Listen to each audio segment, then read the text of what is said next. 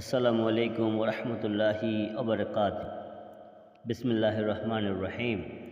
বাংলাদেশ জামায়াতে ইসলামীর 3 দফা দাওয়াত। 1.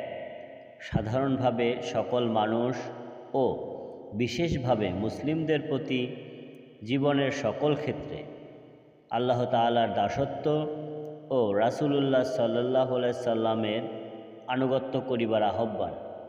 2. ইসলাম গ্রহণকারী ও ঈমানের দাবিদার সকল মানুষের প্রতি বাস্তব জীবনের কথা ও কাজের গরমিল পরিহার করিয়া খাঁটি ও পূর্ণ মুসলিম হওয়ার আহ্বান। 3.